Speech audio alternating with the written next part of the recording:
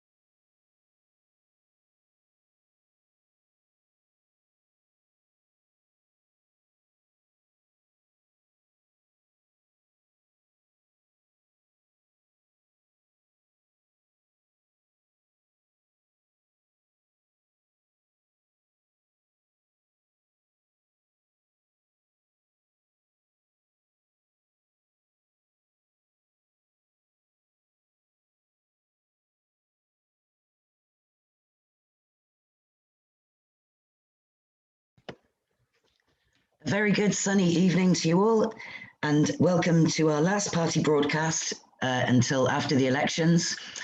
Tonight, our host is the eminent Dr. Ranjit Brar, so I'll pass you over without further ado. Thanks, Ranjit. Thanks very much, Tess. Can you hear me okay? Fantastic. Thank you, everyone, for joining us.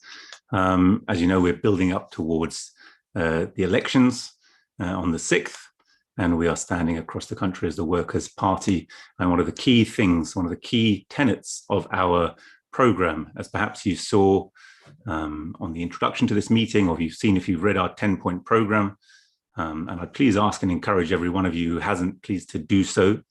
But one of the tenets of our party is that we believe in free and comprehensive healthcare with no waiting lists, accompanied by easy access to cheap and nutritious food. So healthcare, nutrition, these are things that we are seeing we can no longer take for granted.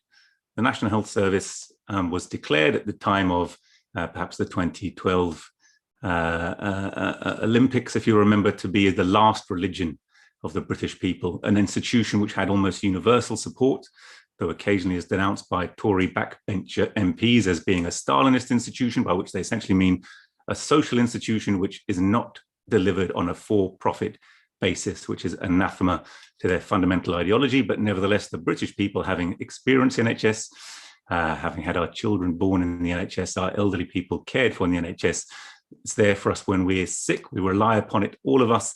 And it's an incredible institution of essentially social welfare, because we only need to look as far as the United States to realize the kind of bills which accrue with even relatively simple illnesses if we are treated by a totally for-profit healthcare system.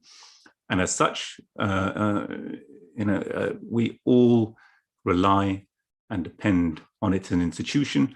And therefore, it's become impossible openly to attack the NHS and to openly express a desire to get rid of it, privatize it, make it for-profit institution, openly say we're going to embrace the market in healthcare to the extent that the United States has done. And yet that has been the very persistent direction of travel, certainly for the last 40 years since the Thatcher administration. Arguably, even before that point, the seeds of future reprivatization were laid from the beginnings of the institution. But certainly since the Thatcher administration, there's been a very joined up policy of progressive privatization. With us tonight, we're very lucky to have Bob Gill, an NHS GP and campaigner, who has done perhaps more than any other single individual. I can think of others, perhaps Alison Pollock, but Bob really, for me, done more than any single individual to expose and unmask the precise mechanisms which are still unfolding daily before us, particularly at the time of the pandemic, which are driving that agenda home.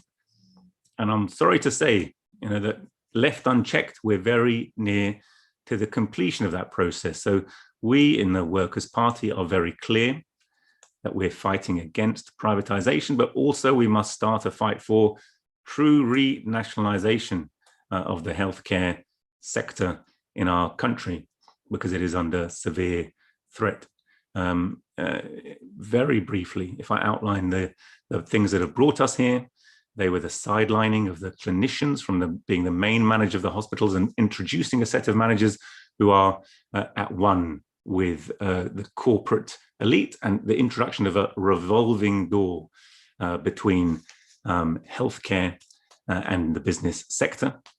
They were the introduction of the internal market, which meant that trusts no longer would just simply provide services and plan on a national and regional basis for how much care would be needed and provided, but would now start buying and selling and contractualizing that care between branches of the organization, particularly between primary and secondary care, between your GP and your hospitals and other services that they refer you to. Beyond that, we've seen, of course, the New Labour introduced the private finance initiative, which was a massive marketization, rebuilding of hospitals and healthcare facilities, which have been starved of resources, was financed by banking consortia and private finance initiatives for private capital, private banks essentially, who have lent about 12-13 billion pounds for rebuilding of hospitals, and then will expect to be repaid in the order of 90-95 billion pounds, at the end of which huge mortgages, a period of time over 40 or 60 years. In fact, the whole of those hospitals won't belong to the NHS, but they'll still belong to the private consortia who initially bankrolled them. So this is a steady bleeding of the funds. The management itself now has grown from being 3 or 4% of the overall budget of the NHS to around 20%. The PFI is an ever-increasing segment of the funding of the institution.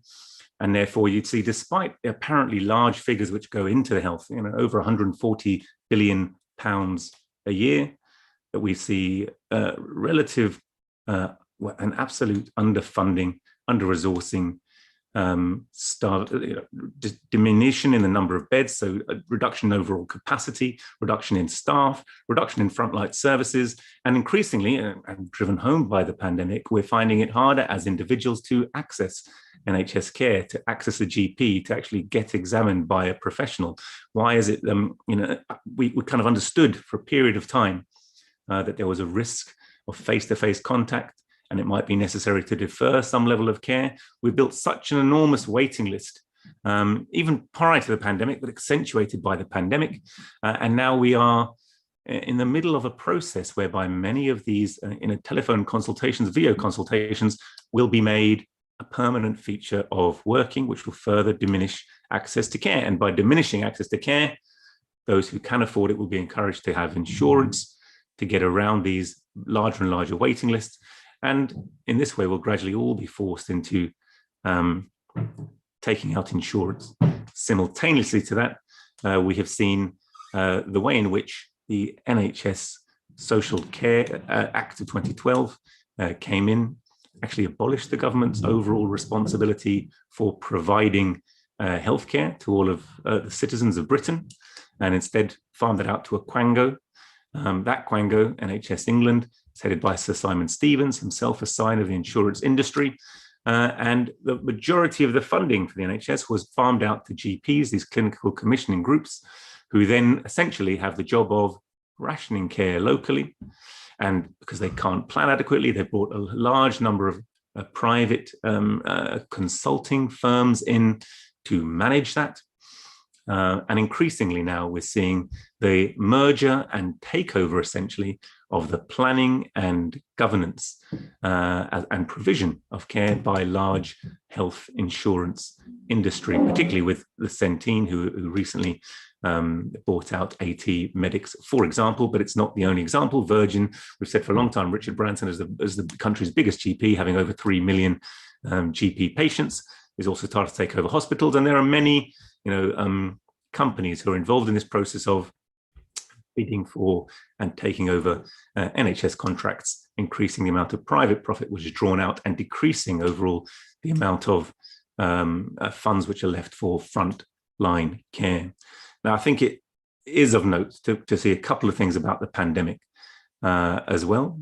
That the response to the pandemic, which is a real phenomenon, but you can understand the level of distrust in certain sections of the community who don't even accept that there is a real pandemic, precisely because it's being used for corruption, cronyism, and driving home of pre-planned policies, whether that's in the field of the Police, Crime and Courts Act, whether that's in the form of the Corona Bill planning legislation, or whether that's in the form of just huge amounts of money, which under the slogan of protecting the NHS, in fact, has been doing the opposite, not going to the NHS, but leaving the NHS starved of resources and going into private sector cronies who are providing services, however poorly. And so we've seen tests, track and trace, for example, having 42 to 45 billion.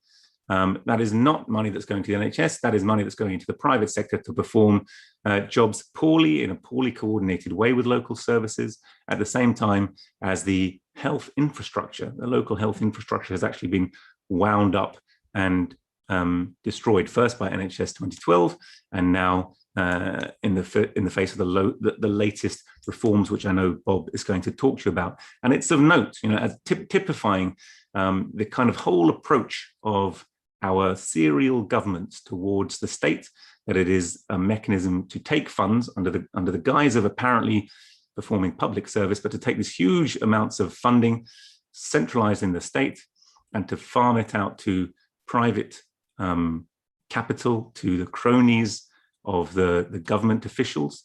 That we can see the Greensill affair. I really do think it's worth pausing to think about that. It's increasingly in the news that top civil servants, but also top NHS officials, including Matt Hancock, including Dido Harding, including Sir Simon Stevens, were all involved in meetings with Greensill, whose essential plan was to get hold of these huge, was to bankroll, actually. He had an advance payment scheme, so he would pay wages in advance on a daily or weekly basis.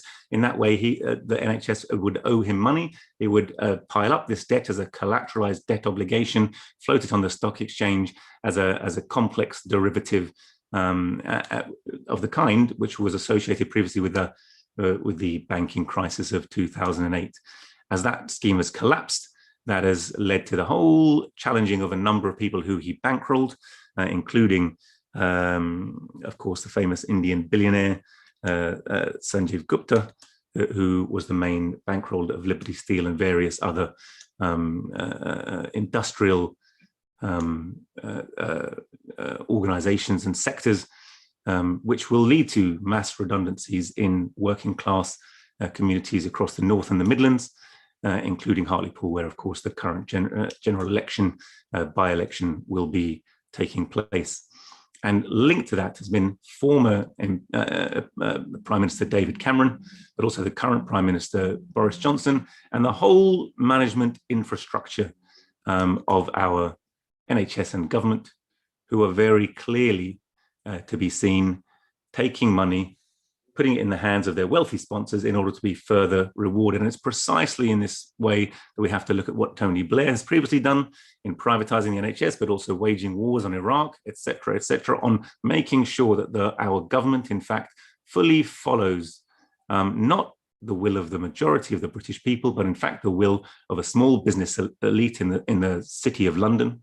And it's precisely why Tony Blair's consulting company now is key in managing the affairs of government around the world in accordance with the interests of the financial elite, and why he himself has amassed a fortune of many hundreds of millions of pounds, or the precise figure is opaque.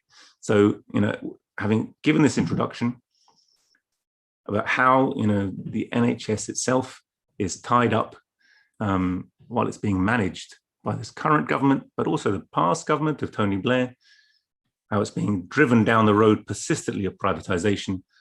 I'd love Bob Deal to come and tell us a little bit about the current plans, because, towards the end of the pandemic, announcements have been made by Matt Hancock and by Boris Johnson that they want to roll back some aspect of the Health and Social Care Act. And we've been given over to believe that this is going to be a reversal of direction of the general direction of privatization. But in fact, the reverse is the case. It's a ratcheting up of that mechanism. Bob has done a great deal to study this and uncover it.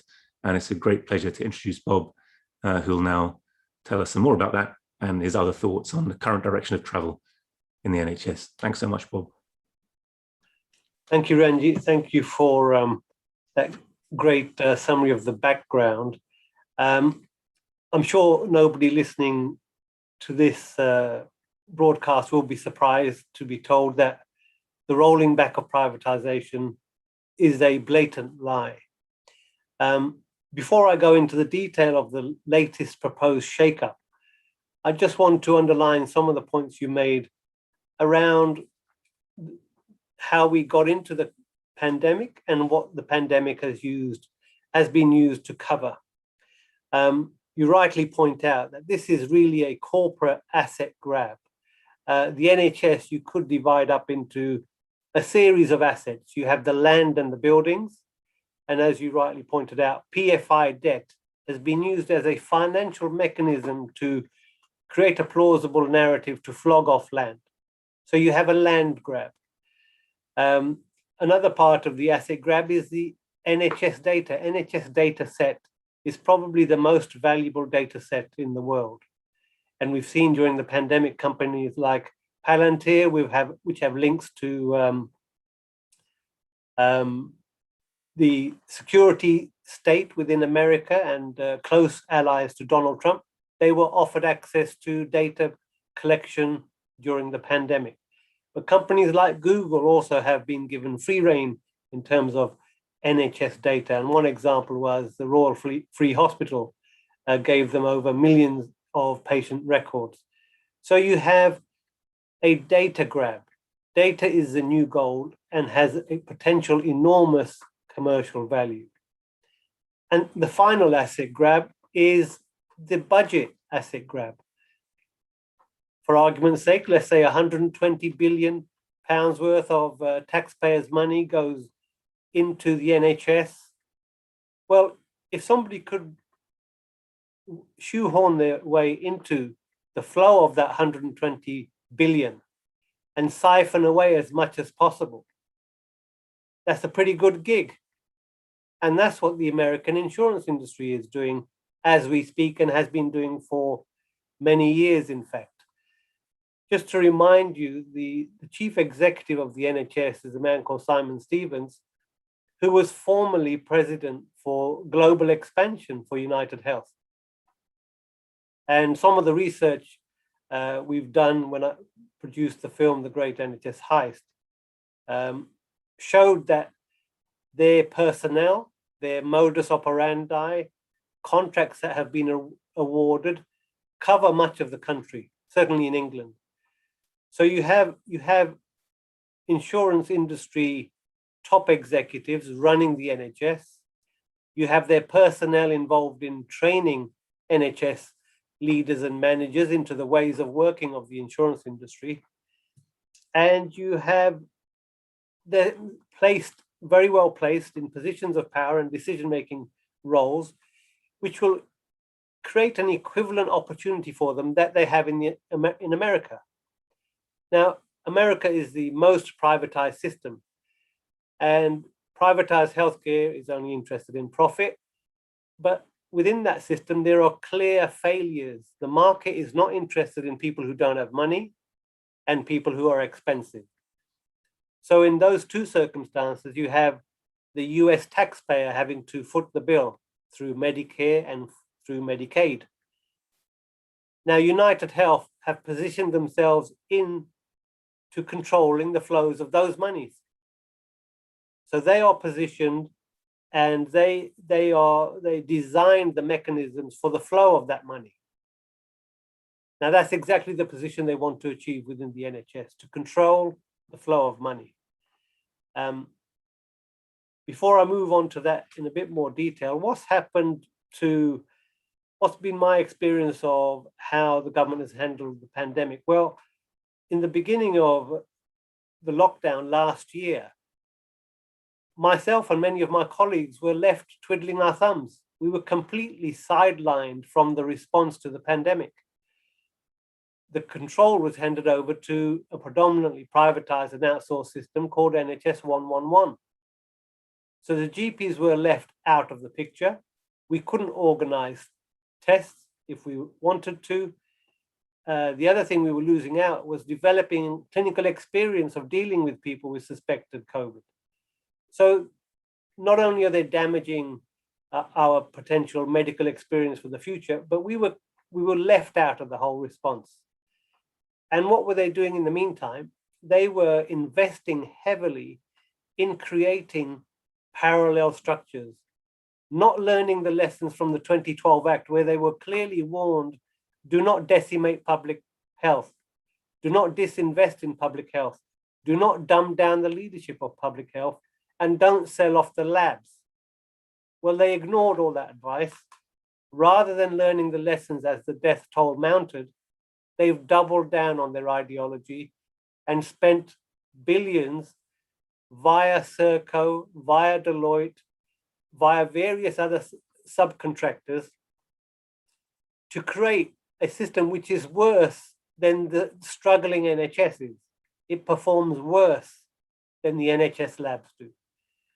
They also refused to take up offers of universities labs who were vacant and willing to help, of no charge. Rather than taking what existed and what could have been rebuilt up, they chose to bypass it all, and in the process have created labs called Lighthouse Labs, which are doing a lot of the testing. So rationally speaking, none of this can be defended in terms of economics or just simple logic. Ranjit mentioned telemedicine. Yes, this has been normalized, but the plans for increasing telemedicine predated the pandemic. And, although a lot of my colleagues think it's great, but, you cannot argue you can make the same assessment over the phone or over a video link without laying a hand on the patient. Inadvertently, they are breaking their connection with the patient. And part of that breaking of the connection is the downskilling. Now, in 2019, there was a major change to the GP contract.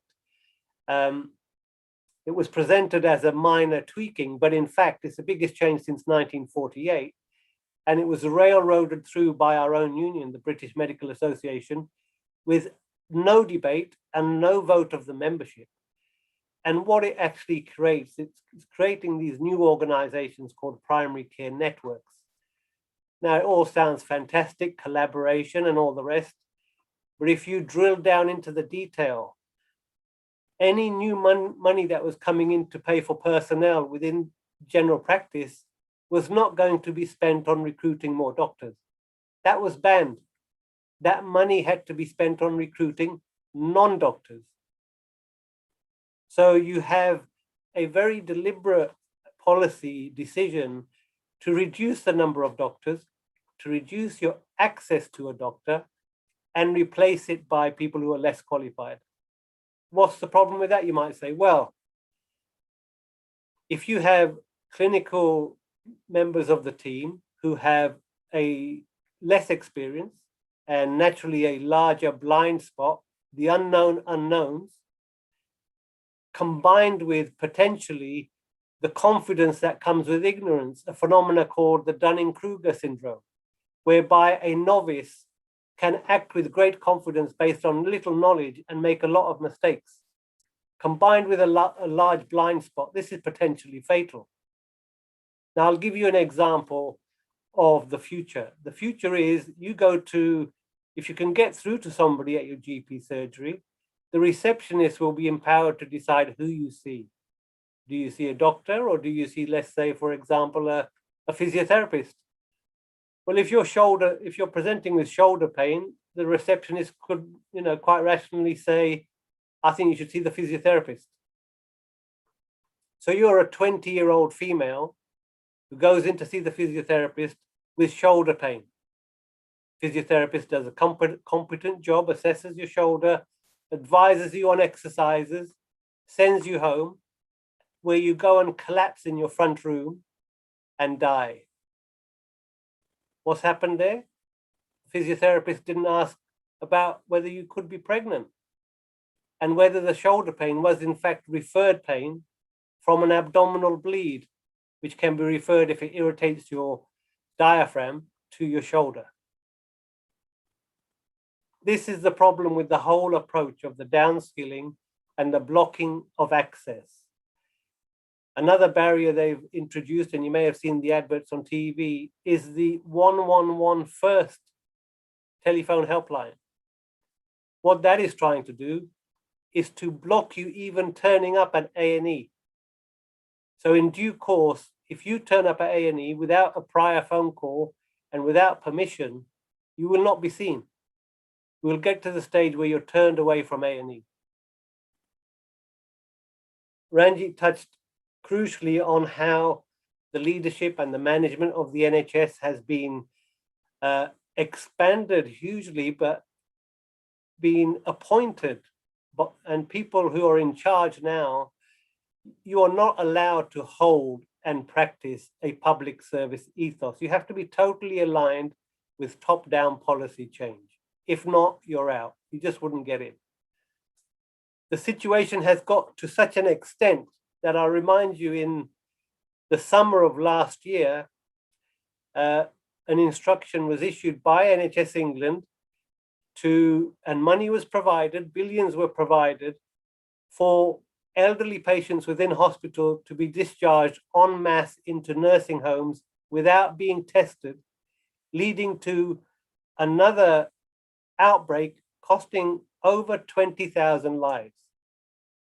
Now, I put it to you that the NHS and the clinical power within the NHS is so diminished that we were able to be bullied into setting off a deadly spike in infection and death within our nursing homes.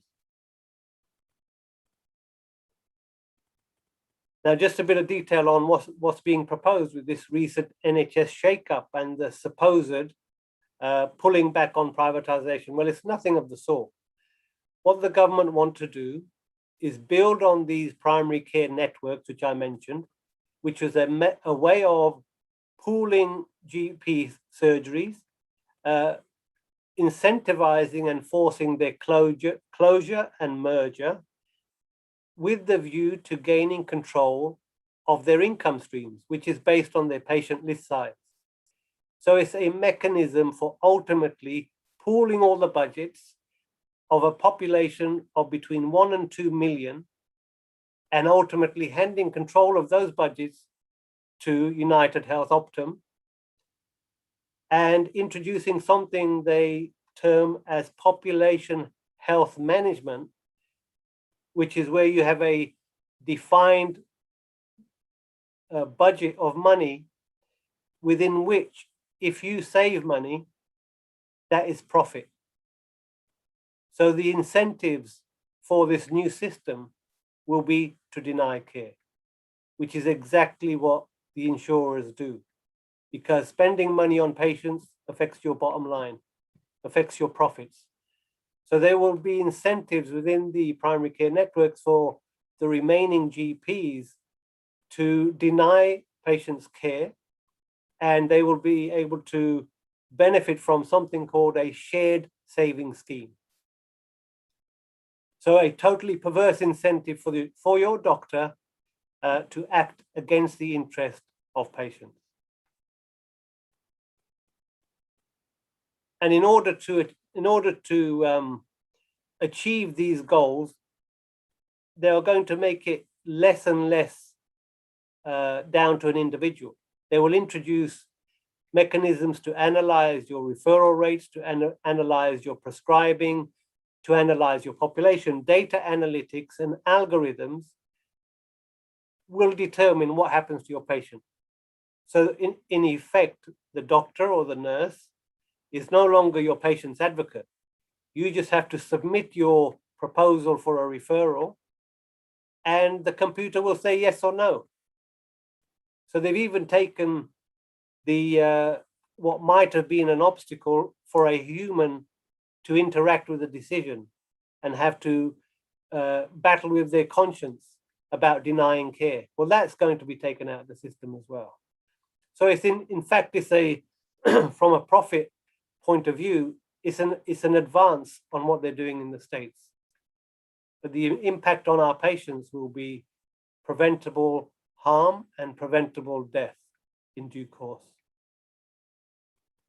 So that is the nature of these proposals. The awareness amongst NHS GPs and doctors generally is next to zero, largely because our media never report any of this, largely because the think tanks that deal with healthcare are also part of the problem. You know, many of them have come through the revolving door. They're former McKinsey consultants or Big Four accountancy firm economists who've ended up in think tanks. In fact, I believe that Simon Stevens was part of the Commonwealth Fund think tank. And in fact, United Health bought out an American think tank that was previously had a very high reputation. So they're silencing all avenues of dissent, and they're keeping people in the dark as much as possible.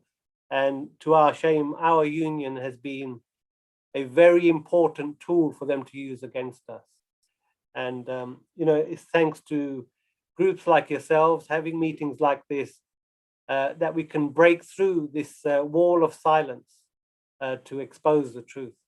Thank you.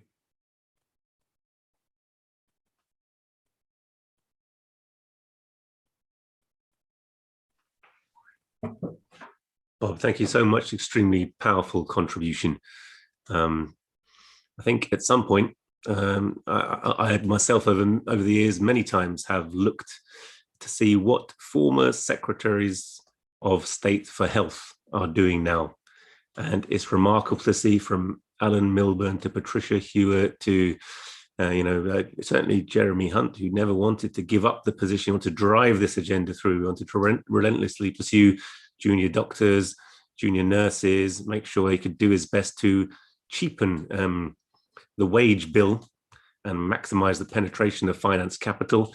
See who their consultancies are, see who they now work for, see who their private part-time appointments on boards are for.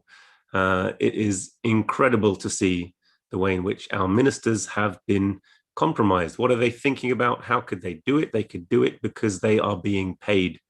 You know, their wallets are stuffed full, frankly, of blood money as they are taking an axe to our national health. And it's something that we see across the board in our public services. Well, you know, there are two statements probably which sandwich this entire pandemic for me. There was the kind of opening statement of Boris Johnson's special advisor at the time, Dominic Cummings, who of course famously said, a strategy for managing the pandemic would be herd immunity, protect the economy, and if a few pensioners died, so be it. Clearly stating the orientation of the government is about money. It's about business. It's about maximizing the profit for the few and forget the rest. And it was really in the face of the collapse of the stock exchange. And don't forget, we're in the middle of a depression, which is triggered by, but not synonymous with, the pandemic. That suddenly there was huge furlough schemes and bailouts, and actually tens and hundreds of billions, probably over the course of 2 to 3 years, in the region of 700 or 800 billion. So an amount of money equivalent to the 2008 crisis will be pumped primarily to big industry. That's not just the track and trace, that's the direct bailing out, the wage bill, so-called, the scheme that Greensill was trying to get access to when David Cameron was texting again and again, Boris Johnson, Rishi Sunak, Matt Hancock, who was texting them to try and get some of those funds to bail out his banker, who now is his paying his enormous salary. So there was this on the one hand, just going into the pandemic, this is what was going, and that essentially was what we had. We had herd immunity punctuated by lockdowns, which dampened down the wave, and then take a foot off the gas and herd immunity again, with the NHS being overwhelmed really almost continuously, but with slight dip for recovery in between. And it's only vaccination that's got us out of that mess, which would have cost probably many hundreds of thousands of lives left unchecked. And then come right to the other end. And Boris Johnson, speaking to the 1922 committee of backbench Conservative MPs, said, we've done a fantastic job, and we could attribute it all to greed and capitalism, in his own words. So this is absolutely what has underlined the entire response to the pandemic, as indeed the response to every question: how best to facilitate the looting of the treasury, but also the ongoing exploitation of the workers of Britain and the wider world. So we must bear this in mind. We must subject the hollow words that government ministers stand up and speak from the dispatch box with the actual deeds, and see that the class that they serve richly rewards them for their services in office. Now, apparently, when they're still in office, it used to be traditionally when they were out of office, but now it's okay. They can have the secondary jobs and consultancies. And we've seen that a top civil servant, talking to Greensill, was happy to have these consultancies while dealing with the disposal of 40 billion, worth of ostensibly our money, taxpayers' money. This is what we're dealing with. This is a politics that runs through and through, I'm afraid, Labour Party, Tory Party, Liberal politics. This is the stuff of bourgeois politics. It's why so many people are disillusioned from politics. It's why our party, the Workers' Party, is desperately trying to build an alternative force which really represents working people, to build a new working class politics in our country. But to tell us more now about the impacts on particularly mental health and the care of mental health is one of our party members and a mental health nurse, Liam Stowell. So I'll hand over to Liam. Liam, thanks so much for being with us and telling us more about your experience of what's going on in the NHS. No worries. Good evening, everyone. It will come as no surprise that the mental health system's in a similar crisis to other aspects of the NHS, and that has become increasingly privatised over recent years. And this has come in a number of waves over probably the past 20 to 30 years.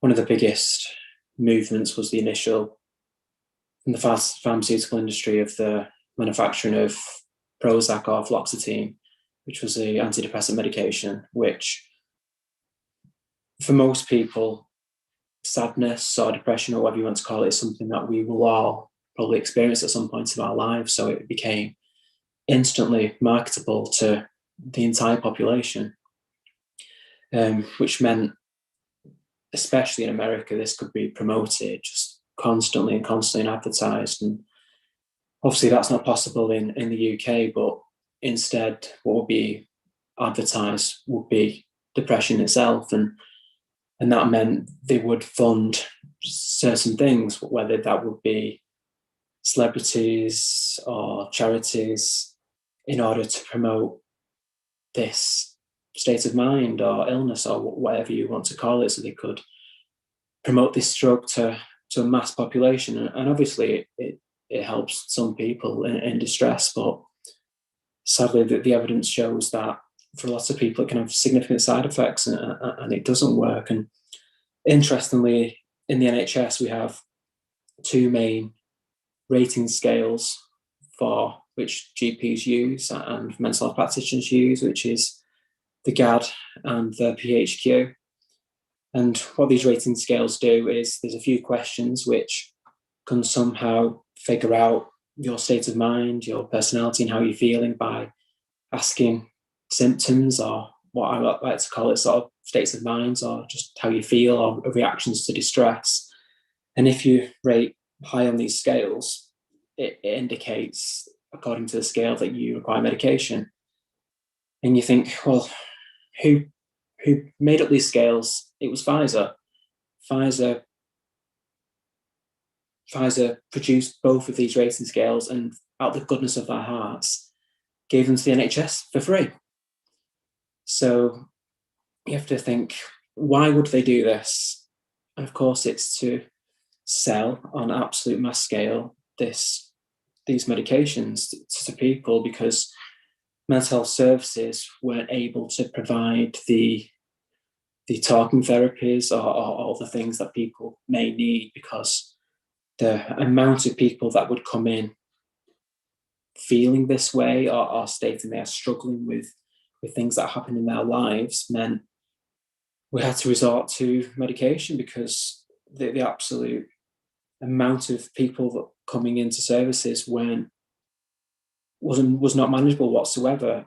And that continues, and that's one of the next models was the Iaps Model, which New Labour introduced, and this was their flagship mental health programme, which on face value, everyone applauded. It stands for improving access to psychological therapies. But what that does is offer individuals who are highly distressed very short and brief interventions of 6 to 12 sessions. And for some people that works, but for once again, the majority of people to be able to resolve such high levels of trauma and distress in a short period of time. And what it does is focus on you as an individual, what is wrong with you, not what's happened to you, not what's happening in society around you. You become the problem. And then that becomes a problem in itself, because once again, waiting lists build up, and that's what the market wants in order to then say NHS services can't cope. So there's two options where services get privatised or it's medication, both which are obviously privately owned. And this is where we come unstuck in mental health services, because we cannot maintain the influx of people coming through. So the answer, as the markets do, is what do we need? Well, we need more mental health services. And yes, that I suppose that is one answer, but we can't just constantly deal with the effects if we don't deal with the underlying cause, which is, we've had 10 years of austerity, which is cuts to social care, education, there's mass unemployment, this cuts to other health services. And this is what's driving the mental health crisis. If we just create more mental health services, that just creates more patients. And we've had an increase in suicide over the last 10 years. Over recent months, there's been a significant increase. And that's because, as has been alluded to, the support networks of people have just slowly eroded away, especially, people from lower socioeconomic backgrounds and working class backgrounds that require and need that human input, that face-to-face input, which is no longer possible. So it's just, you're seeing on a rating scale, you're seeing as a number. And this is what's used in mental health services and increasingly in health services in general, rather than understanding what's happened to you in your life. And I work with children in crisis, and that are children that are sadly trying to take their own lives. And once again, it's the focus constantly in services is what's wrong with this child, is very rarely what's happened to them.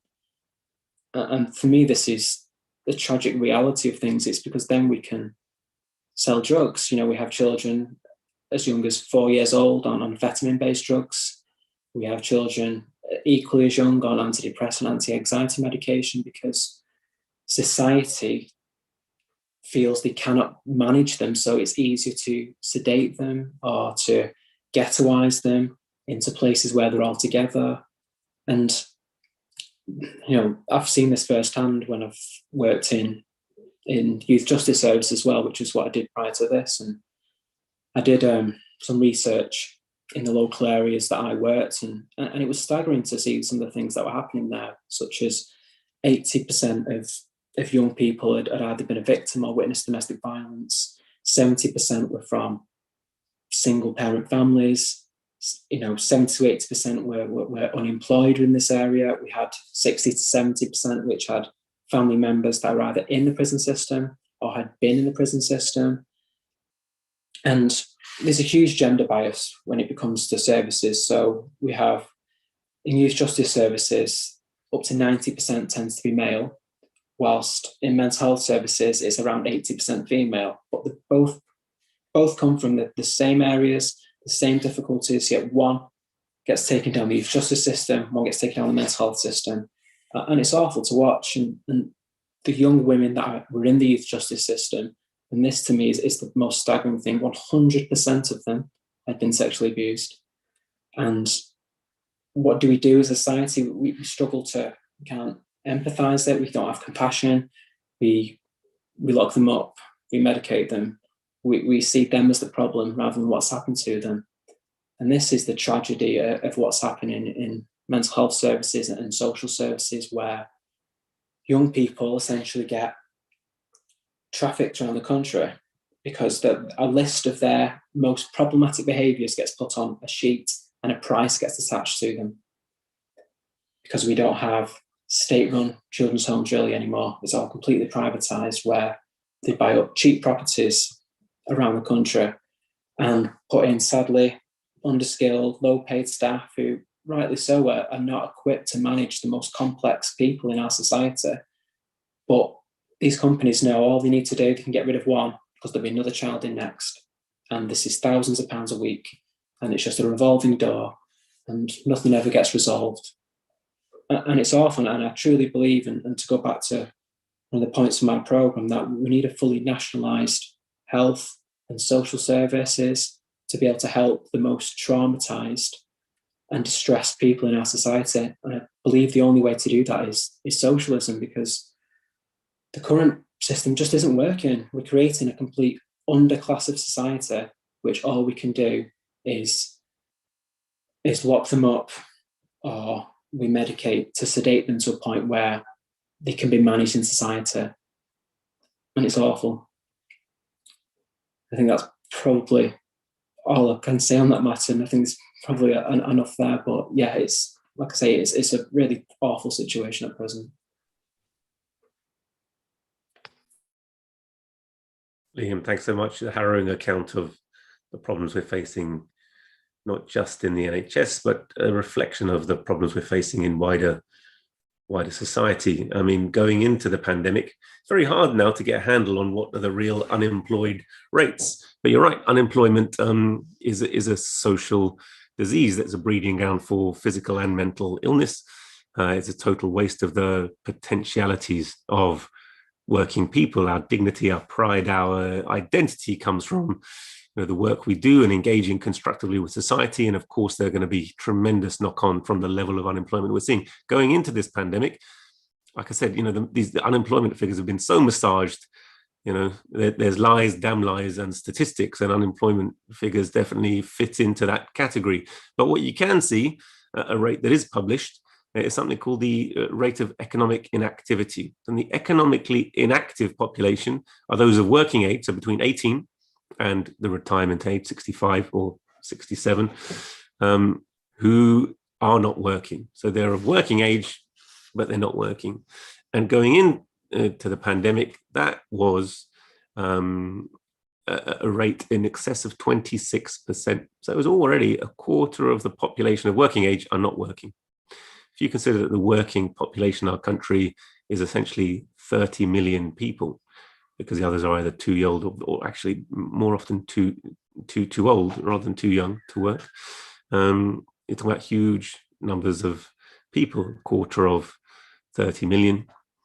So it'd be like 7.5 million unemployed, which is far more than the official figure. So the official figure currently says about 1.7 million unemployed. They're even saying it may have gone down by a few thousand over the past quarter, but the rates are persistently high. But actually, another survey was published about the people who are expecting to lose their jobs coming out of furlough, and it will probably increase. Best estimates are that we'll go from 25 to 33% of the working population. A third of the working age population will be economically inactive. Now, some of those, of course, be very wealthy. The majority of them won't be. So you can see the kind of endemic levels. And some communities are hit much harder than others.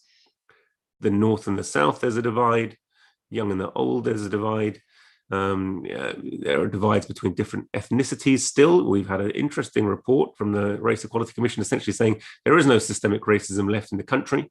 The beginning of the open admission of that systemic racial inequality in our country was, of course, the report around Stephen Lawrence's death. And the racism he encountered from the police officers who came to deal, as well as the racism of his attacker.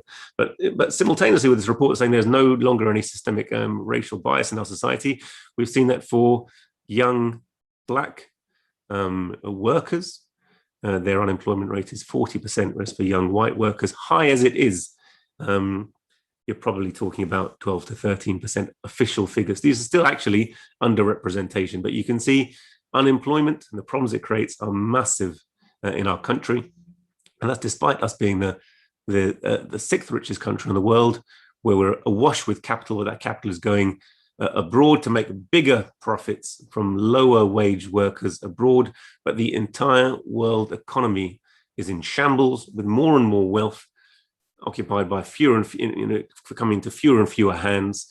And all of the problems that we talk about are really derivative of that one original sin, which is the amassing of really what should be humanity's wealth, land, mines, mills, factories, all the means of production, distribution, exchange coming to fewer and fewer hands. And it's those people who are dictating policy rather than the people who ostensibly elect government. We can see there's so little representation. It's for that reason that we want people to get involved with the Workers' Party. We want them to come together with us to build a totally different kind of politics, actually representing working people. And that's why our candidates are standing in the forthcoming elections. We have a few questions that we'd like to get through. Tess, will you be introducing the people who are going to ask questions? I might as well, seeing as I'm here. Okay, first up, we're going to have Dave. Can I unmute there, Dave? Yeah, sure. Can you hear me? Yeah, go ahead, Dal. Right. Sorry, I working on this. First of all, Dr. Bob and Dr. Ranjit, absolutely brilliant. Thank you very much. I think when we're in government, we've got our chief medical advisor and our secretary of state for health. You can work it out between you who's doing what, yeah? The reason one is Dr. Ranjit, a while back, he mentioned the covert takeover of our treasure, the NHS. I then spoke to a friend of mine to clarify some things. This is a friend in America whose husband was ill. You'll have to excuse me because I'll have to read it because it's not too long, but I do have to read it. Yeah.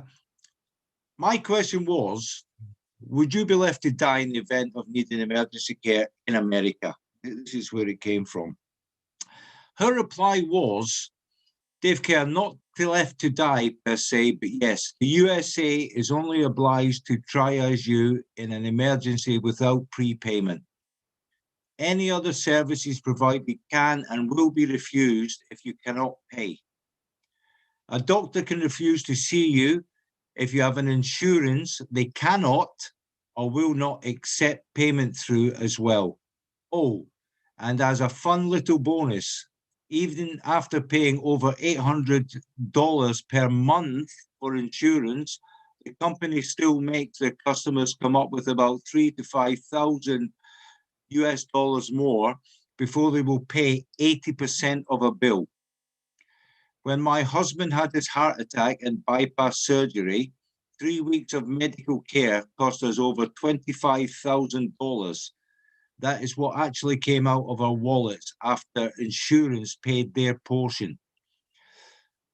And no, That doesn't include any medications, rehabilitation, or follow-up visits.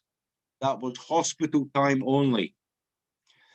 I won't read the things, but she said, another thing is the ambulance was a separate bill of about $2,000 to drive him about 25 miles. And if you change jobs and have to get a different insurance, because here it is tied to employment, a new company can refuse you cover as a customer due to pre-existing conditions. This is known in medical history everywhere else on the planet. That's what you wrote to me. I found that very, very interesting on our what Ranjit said. That was the idea of my question. This was a few weeks ago, Dr. Ranjit. Thank you.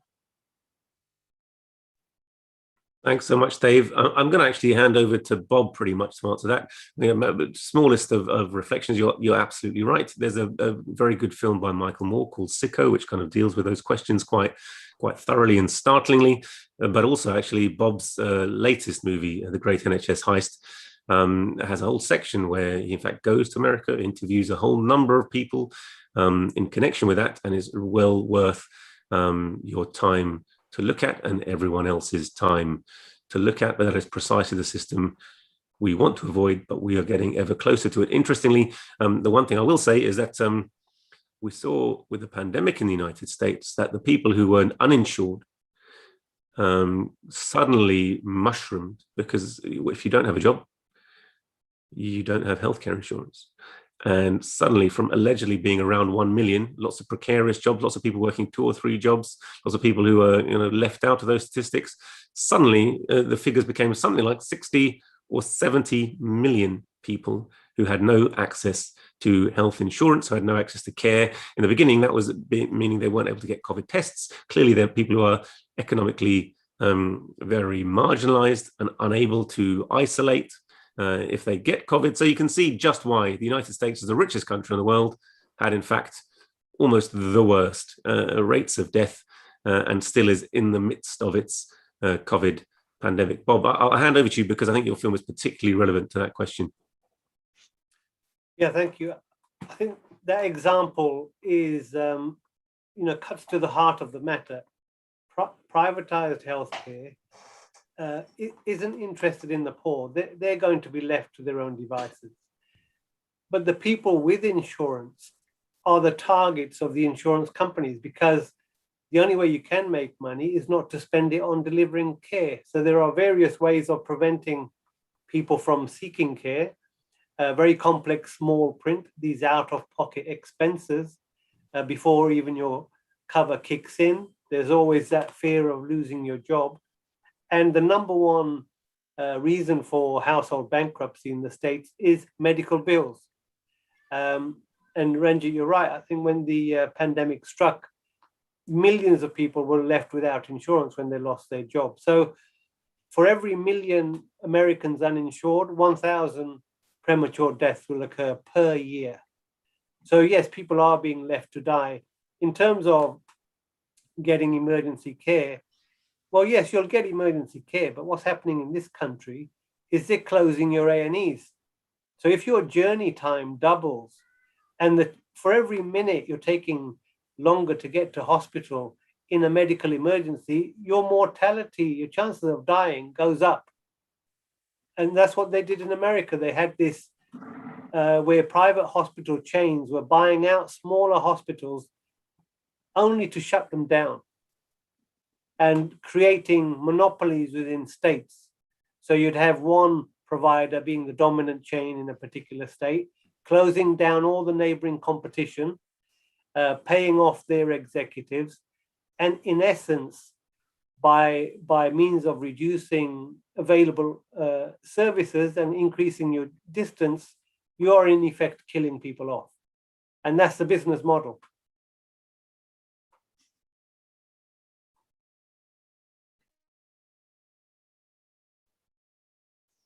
Thanks, Bob. Extremely powerful and harrowing testimony. But ultimately, we all have to understand capitalism is not concerned with the health of the poor. We're constantly told, it was the mantra of Gordon Brown and Tony Blair when they came into office, particularly Gordon Brown, that there's nothing more efficient than the free market. Now, if you mean efficient at making profit for its shareholders of companies and looking and prioritizing short-term profit, then you could probably argue that's true. But, you know, where health is concerned, and not only health, actually, increasingly you see more and more of the world's economy, education, really whatever the capitalists touch, you know. But certainly with health, you can see there's a direct contradiction between best health outcomes for the population and most profit for the people administering the system under private care system. They're not synonymous. It's not going to be a peaceful marriage. It's going to be a battle.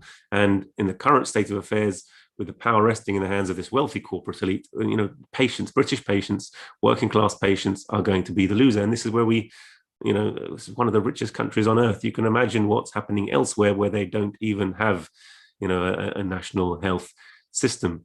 So we really have to think about how we can change our country economically, but particularly in the short term, how we can unite an effective campaign around saving the NHS, which means so much to British working people. I think Ian Caruana has a question. Tess, are you able to help me put him on?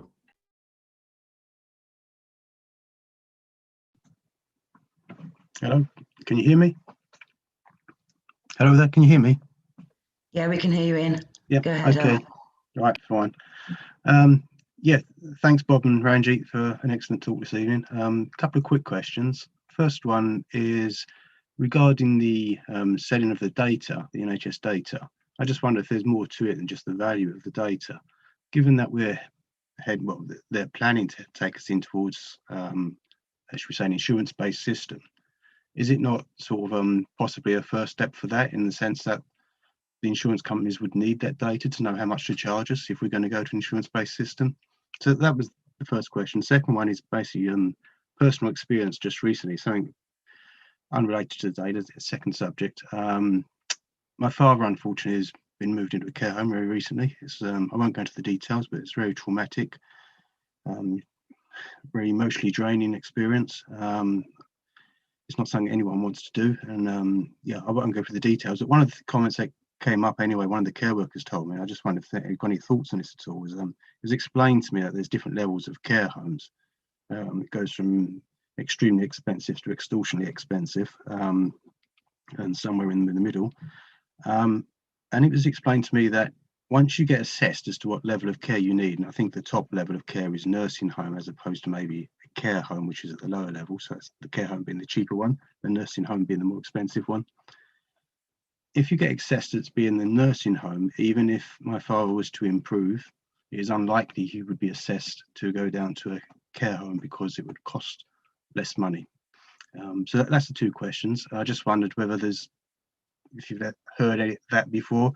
But for me, it's I don't know if it's true or not, but it's worrying the fact that I can actually believe it to be true. That's the main thing there for me. Just wondered if you'd heard anything on that at all. Thank you. Thanks, Ian, for sharing that. So sorry for your problems. It's very distressing for all of us when our parents reach that age and start to have those problems. Of course, it's a great personal burden to us, and it's again for at least 30 years, our care system has been progressively privatized, and the re-merging of the health and care budgets hasn't been in favor of increased funding or renationalization. It's been in favor of dragging the NHS down the same road of progressive privatization. I think you're right. I think the data is a real issue. I mean, apart from the fact that it allows research and planning and is itself a rich tool, and has been just given away. The Royal Free, where I until recently worked, gave huge quantities of data away to the private sector, apparently without any remuneration. It's one of those well-connected hospitals where they often are trialing these ideas. But yeah, I think the GPs have been asked to gather a certain amount of information, which will be for example, dementia screening, which Bob will tell you more about, which is related to essentially levels of care that will be offered to patients and will be of key interest to health insurers as they take over the market. Bob, I'll welcome your thoughts on that. Yeah, no, thank you. Absolutely, the data has many uses. Insurance companies, in order for them to set your premium, the more you have wrong with you, the higher your premium. Hospital providers, they'll need all the data to submit an invoice. Increasingly, hospital discharge letters look like invoices. When I receive my patient discharge letter, there'll be a long list of the investigations, but none of the results. So not much use to me in terms of helping the care of my patient, but it's an itemized bill. So yes, that data will be used to set up this fully privatized market. What you describe in terms of care home and nursing home, any system which introduces money as the goal will introduce corruption and fraud and gaming. And if what the insurance companies and the providers are engaged in, they both have at least 10% of their profit streams coming through fraud.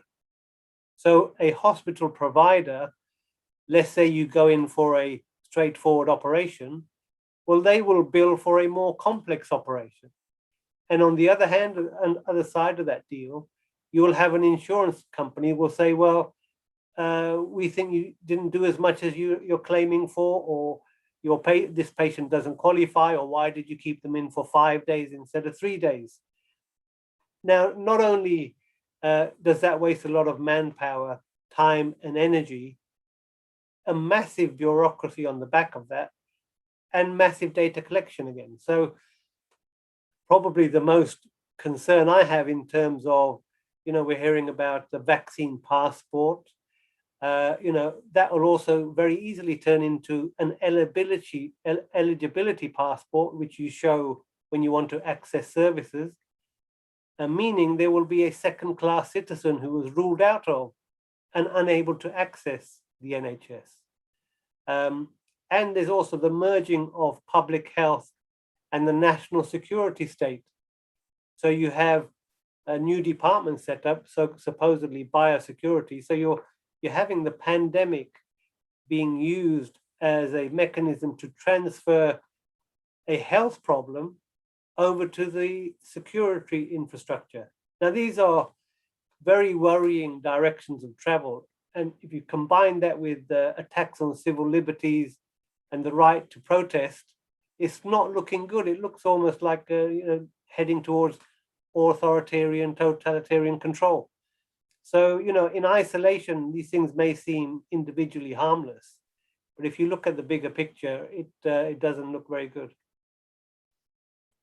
Thanks, Bob. Excellent answers, and it reminded me of a couple more points probably worth making. One, Pfizer, one of the world's largest drug companies, based in the United States principally, has been caught up in many scandals in the United States, but one of them was one in which it was knowingly putting faulty mechanical heart valves into patients, thousands of patients affected. There were other scandals in the United States whereby hospitals were subjecting patients unnecessarily to a cardiac surgery. So, once you put the profit motive as central to your method of delivering care, then that has an overriding influence. People's personal pecuniary benefit, their willingness to make profit, their willingness to compromise decisions, their willingness to compromise care in order to maximize their personal profit. And of course, the person who will make the most, the organization which will make the most, will be the large health industries. But there's a corruption of everything they touch according to that profit motive, which throws out of the window then the concept of best medical practice, first do no harm, and makes that a secondary question, until of course it becomes a big scandal or care is compromised, when very much the insurance company will push the practitioner to the fore, and they will be the people who take the fall for this. You need to look at the opioid scandal in the United States to see the way in which the profits of a company led to widespread, prescription of very strong opioids for minor ailments and no ailments, across the board, to patients, causing much more injury and harm than benefit or good. And you can see these examples again and again and again. So I think we have one more question. Chris, are we able to get Chris on, Tess? You there, Chris? Hello. We got you. Go ahead, Dan. Hello. Hi, Yeah, Chris. we can hear you. Go ahead, Chris. Oh, yeah. Hello, Ranjit. What you were saying about Dominic Cummings' approach to controlling the pandemic, and Boris Johnson's comments about how capitalism came up with the vaccine. I read that Cuba actually came up with the vaccine, and they controlled the coronavirus so well in their country that they couldn't test the vaccine on their own citizens, so they had to give it to Iran so they could test it for them. Have you heard anything about that? Thanks, Chris. I think excellent points. I mean, the bottom line is, it's human ingenuity. It's scientists that come up with these discoveries and vaccines. Of course, large drug companies have a wealth of scientists working for them. They also take over smaller companies that come up with advances in order to market them and make the profit from their discoveries. So, ultimately it will be large conglomerates under capitalism who make money from it, but it's not large conglomerates who are responsible for driving innovation and technology forward. In fact, we've got to a stage of monopoly capitalism where they want to drag out profit. They want to use old technology. When old technology becomes too old in one market, they move it to the third world and sell old technology for as many years as they possibly can. We had the scandal where old drugs that form off the formulary that should be relatively cheap to provide have had their licenses been brought up. And then these same old drugs, which used to be the staple of treatment, suddenly become incredibly expensive, 10, 12 times as expensive. And all of that money has got nothing to do with developing of new intellectual property, but simply just rinsing the healthcare system for everything they can get out of it. So yeah, you're quite right. It's human technology and innovation which comes up with it. Actually, it's a large financial contribution, even in the United States. So the Moderna vaccine had the benefit of hundreds of millions of subsidy from the United States state sector, not the private sector. And you're quite right. Cuba came up with, I think, 2 vaccines. China came up with 5 vaccines. Russia came up with 2 vaccines. So it's been by no means only the large Western multinational pharmaceutical companies that have come up with vaccine. But you have to say, human knowledge and ingenuity is what will develop the vaccine, as all other scientific advances. And you have to separate that from the economic system under which it lives. But it's always the mantra of capitalists, and really it's a dying system, a parasitic system, a corrupt system, a decaying system, which lives, vampire-like, by sucking the blood of the workers, particularly of the third world, but also our own country, which is currently, has concentrated so much wealth in the hands of the richest 3 individuals that they have more wealth than half the world's population. And therefore, the market can never provide for the interests of the poor, because they can never make money out of the poor. And as they impoverish more and more and more of the poor, they can't offer the benefits of human technology to an increasing mass, the majority of the world's population. So, the vaccination may get this country out of the coronavirus pandemic essentially relatively quickly, but it's going to be an ongoing problem for much of the world, as so many other preventable and treatable diseases. We've seen close to 3 million people die of coronavirus pandemic, but of course, every year we see 14 million children dying from malnutrition and related diseases, 30 or 40 million people worldwide dying essentially from impoverishment at the hands of this system. And of course, that poverty has a knock-on effect in trying to deal with the pandemic. So you're quite right. Socialist countries like Cuba have emphasized the need to care for their people. We can provide for the world a much higher standard of living than is currently enjoyed by an average middle-class person in Britain on a global basis, but it means providing it in a different way. It's that change of, redistribution of resources. There's nothing natural that 3 people have more money than half the world's population. that is artificially propped up by state intervention, by military intervention around the world whenever people try and reorganize their local economy, nationalize their goods, nationalize their oil, nationalize their raw materials, their industries, so that they can have a better standard of life. Currently, United States, Britain, NATO countries have a tendency to politically intervene, destabilize, and ultimately invade other countries in order to perpetuate their current system of really what amounts to global domination. So, we're dealing with the NHS. We have to have a look at the wider political context in which this is running. And it's precisely for these reasons that we in the Workers' Party are very keen to pursue a project of enlisting the best elements, the most aware, enlightened elements of the working class, who can see what's happening, who are now getting disillusioned with the fact that they've been betrayed again and again, year after year, by the Labour Party, by the Tory Party, by the Liberal Party, and indeed by the Scottish Nationalist Party. And we need to develop a way that we can challenge this prevailing economic orthodoxy with all its knock-on for our health, for our schooling, for our children, for unemployment, for our communities. And so I would encourage everyone who hasn't, please look at Bob Gill's film, The Great NHS Heist. I would encourage everyone who hasn't, please, to go to our petition, the Corona Tax petition, www.coronatax.org.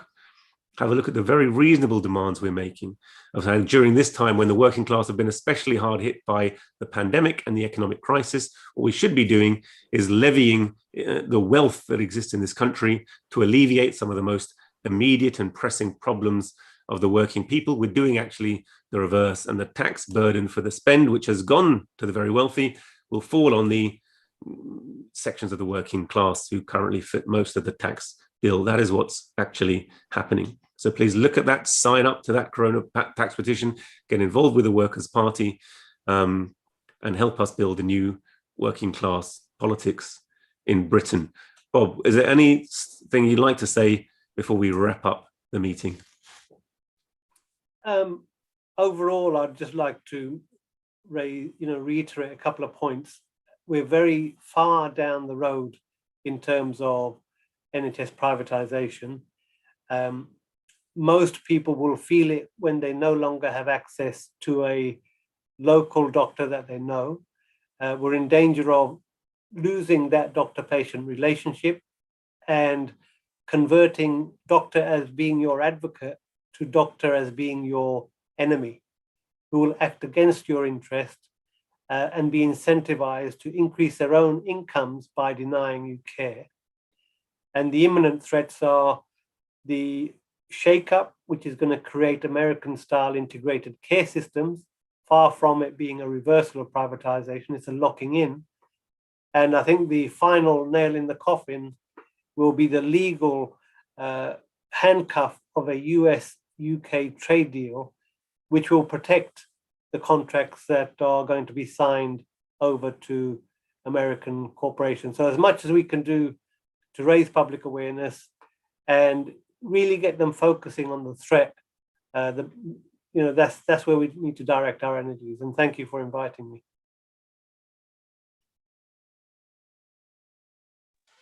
Fantastic, Bob. Thank you so much. I think that's an excellent place to end. Please, everyone, if you haven't looked at the 10-point program of the Workers' Party, do so. I think we want to be integral to building a campaign to save our National Health Service, for renationalisation of the National Health Service, for abolition of the ongoing obligation to repay the private finance initiative.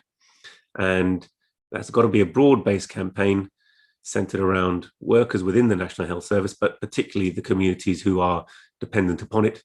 So please get involved with us, and we will pledge to continue to work to advance that demand within the working class and build an effective campaign to try and stem and reverse the direction of travel, which left to this government and the current opposition will continue. Thanks so much, everyone, for joining us. Thanks, Ranji, and thank you to Dr. Bob Gill, thank you to Liam and to all our contributors. We'll see you all after the elections. Take care, take it easy, have fun, and stay safe. Night night, Nostar.